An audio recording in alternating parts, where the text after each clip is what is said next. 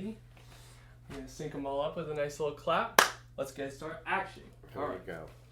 So what is your name and what do you do for a living? Patrick Gambuti Jr. I'm a filmmaker. I do editing, I do producing and writing mostly, directing here and there. Kind of the whole gamut. And within the editing, of course, is working on sound and the picture as well. But sound is a big part of it. What made you pursue filmmaking? Well, honestly, I never really pursued filmmaking per se because I really just wanted to play rock and roll my whole life. So that's where I was gearing towards, through college and all that.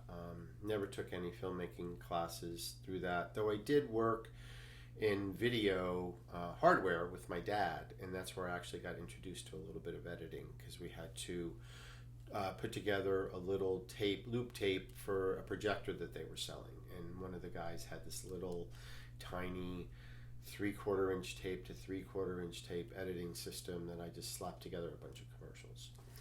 So after I realized I wouldn't make it in rock and roll and I needed to find something to do for a living, I went into landscaping for a while, and it was like, well, I like this, but this isn't going to be it for me. So I thought about that, and I thought about, I wanted to do something creative, so I went and I took a course. It was a 6-month intensive course that I took, mostly on making news more than anything. But it was taught by this guy, Ben Shapiro, who had won an Oscar for the original Helen Keller story. So he taught this class, which again was mostly a news class, from a very much more of a film perspective, and that really caught my interest. And so that's what started me saying, yeah, I could do this. I could really have fun with this, and So that's kind of how I got started with it, honestly. Okay. And then I had to make money, and I was married and had to make money, so off I went. All right, so the next question that I have for you is producer, director, editor, writer, and sound designer. It's quite a portfolio.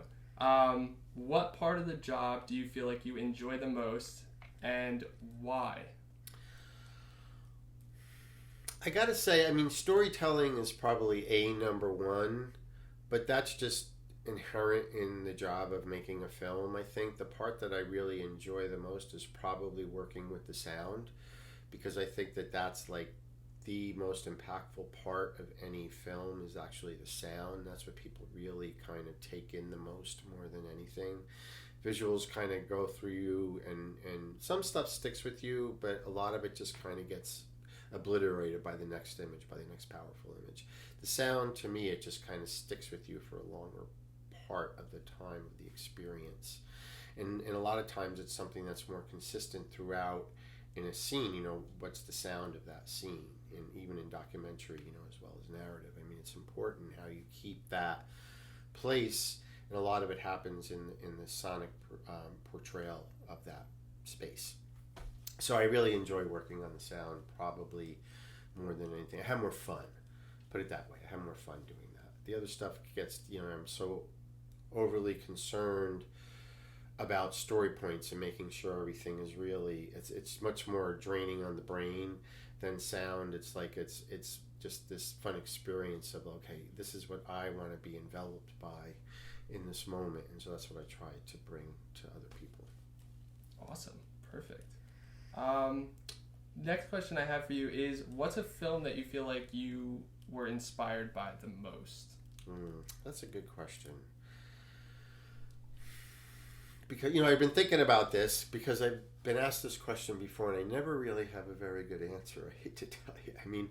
Honestly, Blade Runner was probably one of the films, because sci-fi is something that I really like, and even though I don't work in that, it's something I really enjoy. And Blade Runner hit me mostly, well, the sci-fi nature of it, but also because of the way that this future world was portrayed, visually and audio-wise. The way that they portrayed this world was amazing, and you really got kind of pulled into this whole space and place, in time. So that's what I think probably the film that I think really has inspired me the most is that one. And I can't say documentary-wise, because honestly, I don't watch a lot of documentaries because I work on it all the time, and I probably should, but I just I enjoy, when I actually, because I work in it all the time, I don't really watch like a lot of television or any of that. So when we watch stuff, I like to get away from what I do. So I like to kind of watch things that are more either action or sci-fi or whatever, something that kind of puts my brain in a different place. So that's why I think that's part of the reason why I like that. Okay. That film. Yeah. So I understand the film aspect of it, but would you say out of every filmmaker, is there one that has influenced you? Again, hard to say. From a documentary perspective, I really like Werner Herzog. I think he's amazing. Sometimes they're a little too much about him, honestly, for me, and that's one downfall. But the way he puts a story together, I think, is really amazing. From a narrative thing, probably Ridley Scott, because I really like the films he makes. I think he does. And one of the things I remember, a quote by him, was that I wouldn't know a good story if it hit me in the head, but I know how to tell a good story. Like, he wouldn't necessarily write a good story, but he can tell that story really, really, really well. And so I really enjoy his style of filmmaking. So those would probably be the two from the narrative and documentary side that I enjoy most. Okay, Yeah. perfect. So when someone comes to you with a project idea, what sparks your interest on that project? For me, since I got into independent film, because I did so many other things before I got into independent film. I did a lot of, television films, and I worked on HBO America Undercover when their first big documentary series. And that's, I did a bunch of films for them, and now I lost track of what I was going to say. Hold on a second. Ask me the question one more time. I'm sorry. No, it's okay. So what sparks your interest the most in a project? So basically, I did all that stuff, and and I did a lot of corporate stuff, and I did a lot of this other stuff, and I found that the things that were talking about the human condition, or things that are really socially relevant, that people might not know enough about, or people should know more about, is the stuff that really sparks my interest, because I like to work on films that have the potential to make a difference in someone's life. Like, one of the films I worked on was called Suicide, which I won one of my Emmys for editing. And the one story after that I really loved was a police officer, I think it was from South Carolina, said he had just watched the film. The next day he had to deal with a jumper on a bridge. And watching the film, which was really more from the survivor's perspective, this particular film, not so much the people suffering, but he said watching that helped him talk this guy down off the edge, which to me was like, okay, everything, because I went through a lot in that film, because the filmmaker's brother committed suicide, which was his catharsis, was making this film, but he put a lot of weight on me and a lot of emotional stress and drain and torture in a way, because he wanted me to watch all this stuff that was just horrible. It still is seared in my mind, some of these things. It took me a long time to get over it, but that's also what I love about a film, is when you immerse your whole self into that film, and that's when you're going to be able to do the best job at that film. Is really immersing like that. So for me, it's about social or human interest. Okay. Yeah. Okay. Perfect. Out of all your projects you worked on, there's been a lot. Do you have one in particular that really stands out to you?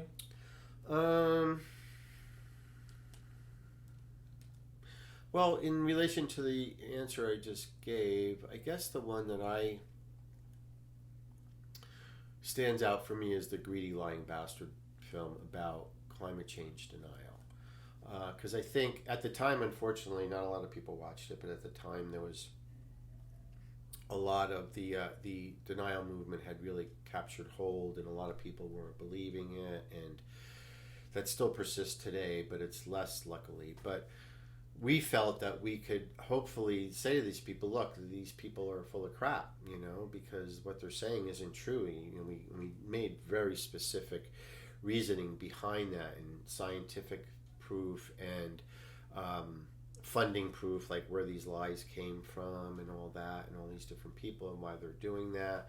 It's the same thing that happens in the news cycle today. Usually the person accusing someone of doing something is actually doing that themselves and trying to throw up this blind, and that's what happens in climate change denial. And so for me, that film in a number of ways was my favorite because it's something that I was really, really important to me personally, but something that really I felt I was hoping could make some kind of a difference. And I think we did, in a way, achieve that goal. The film itself, which got really glowing reviews from the New York Times, but nobody really watched it, so that sucked.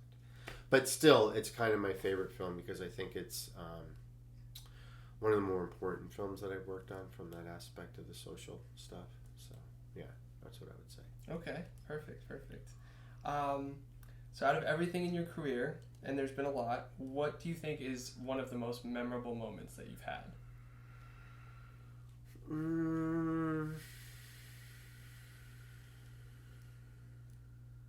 I guess going when I won my second Emmy, I guess it was. Or was it the first? I don't remember.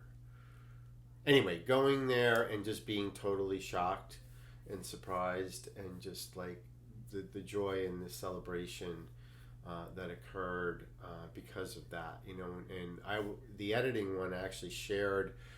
They gave 2 awards because they couldn't decide, so they gave 2 awards that year. And one was a very big documentary, which unfortunately I can't recall the name of right now, something the Friedmans. It was about this family and child abuse and all this stuff, and it was a very, very, very big film at the time. And then my film, which I had been working on at that time, which was either Panic or Suicide. And, the realization that I had won was just like a huge moment for me, and I really, it had, that was very memorable for me. Working wise, actually was working on a film called B'nai Saknin, Sons of Saknin, which was a soccer film actually that took place. It was about the year after this Arab Israeli soccer team won the Israeli Cup. And so I got to go to Israel to help the directors, figure out what they wanted to do with this aspect of the film. So I got to go with them and meet some of the characters and, see where they were and feel where they were. And that was really, I think even from an editing aspect, that's really super important for an editor to be able to experience, because then they can bring that experience into the film itself. Because it's just things that you see and you hear that you can't get out of just the footage. So from a working perspective, that was probably the most memorable thing for me, was to be able to be a part of that, because it's such a historic place, and these people were just shat upon, or still are, by the Israelis. So to kind of be accepted in their community and talk to these people was amazing. Yeah, that sounds like a really good experience. Yeah, it was cool. So those are very good experiences. Now, out of everything that you faced in your career, what do you think was the biggest challenge for you? Biggest challenge was probably working on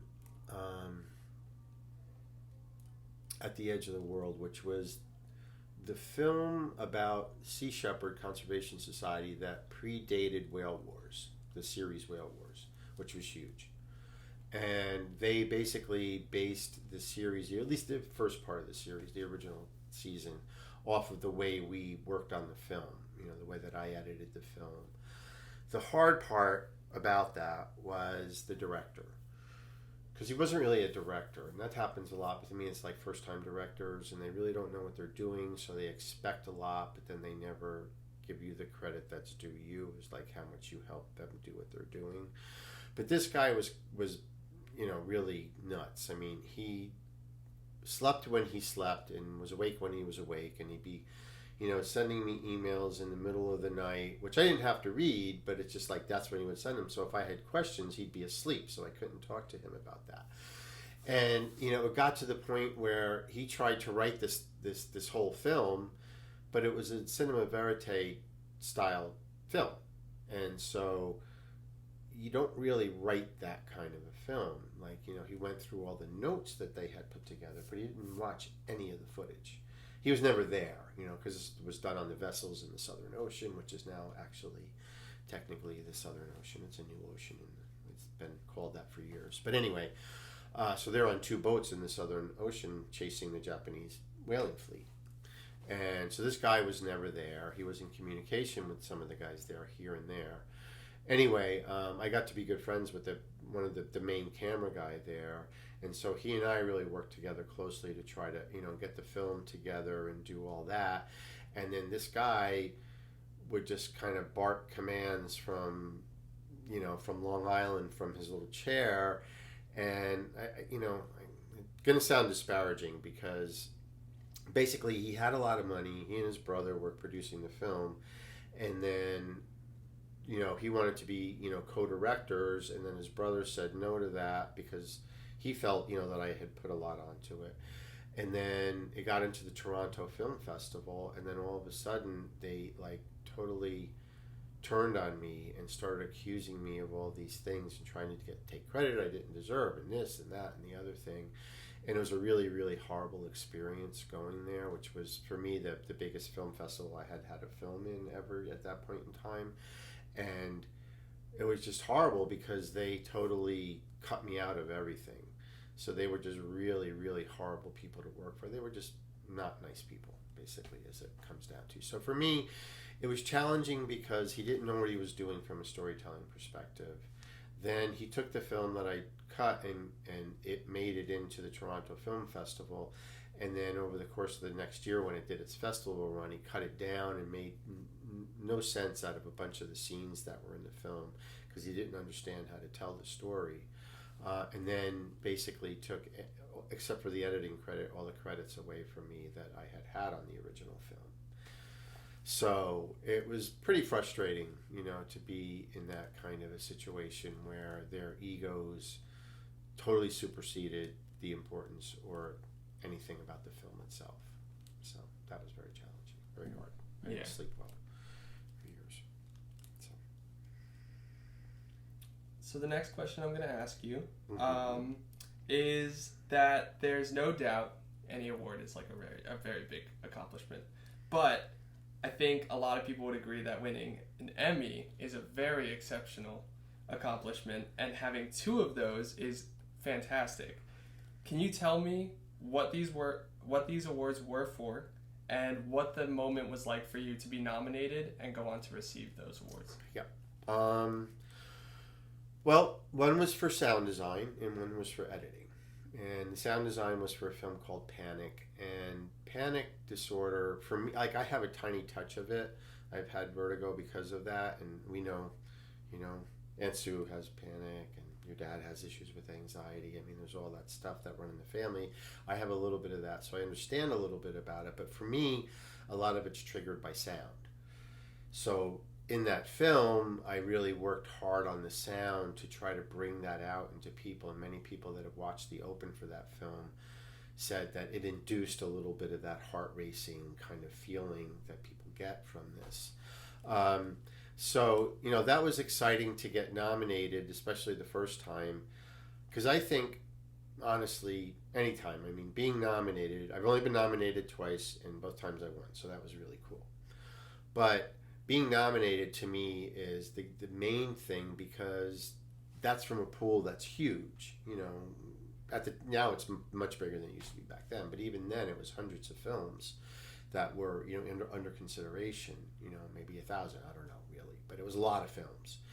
And then to get picked and to be put into that pool of 5 people that got picked for that, to me was amazing. Then to win was just the icing on top of the cake, and that was just but being nominated was more exciting to me, honestly. Winning was fun. It was just a ton of fun, and it was yeah, woo, and you go and talk in front of all these people, which makes me nervous as hell, but you get up there and you talk, and you kind of don't even know what you're saying, but thanking people, and it's a lot of fun, and then you go out and you celebrate, so that's fun, and having the awards is fun, though I have them down in my basement now, but yeah, I think, honestly, being nominated is really the kind of thing for me. So, but it feels great, it's just beautiful to know that your work, we're lucky to be in an industry that awards people for their work. There's not many industries that do that. So it's nice to be able to have that appreciation from your peers, to know that your peers thought your work was that good. I think that's, really cool. And that's why I think the nominating thing especially is really, really cool. So, yeah. So the next question I have for you is, winning these awards and other awards that you've won, has it opened up any more job possibilities for you? Unfortunately, no, not really. People are impressed by it and all that, and I have that, first paragraph in my bio, Emmy Award winning, and I have won a bunch of other awards too over the course of the years.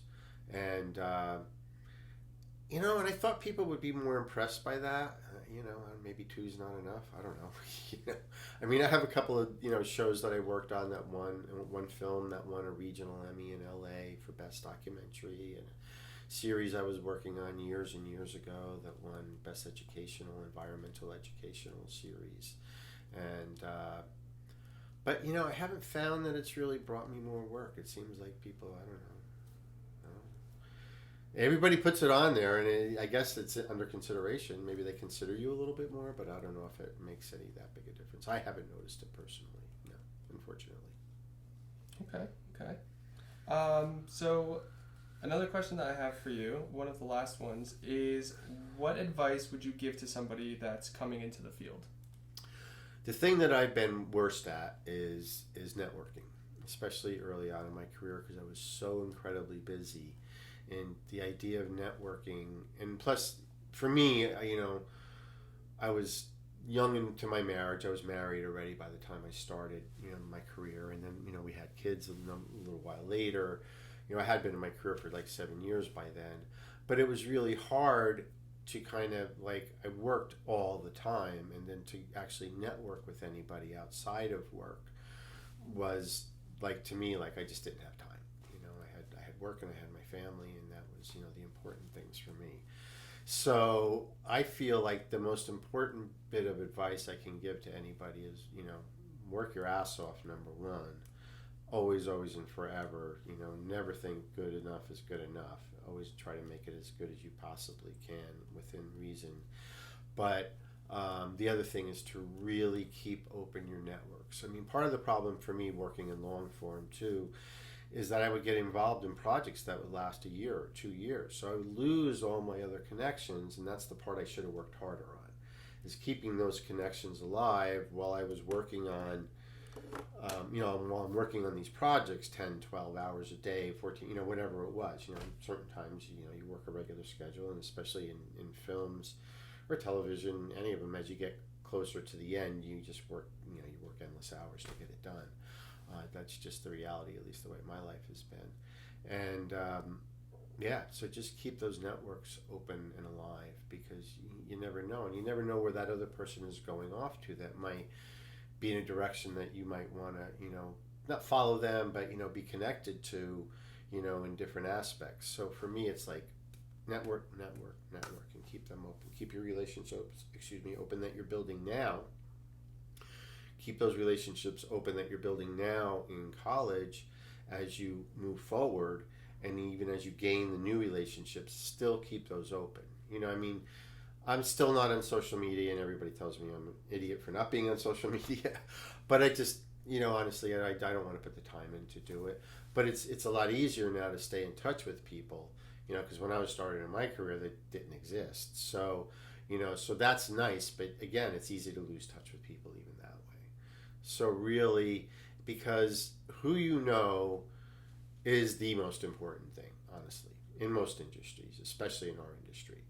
Now, what you know in the long run is equally as important, because if you can't do really what you say you're going to be able to do, if you can't do that, then it doesn't matter who you know, because that person that has this big name is going to say, yeah, that person's full of shit, they can't do the job, blah, blah, blah, blah, blah, blah.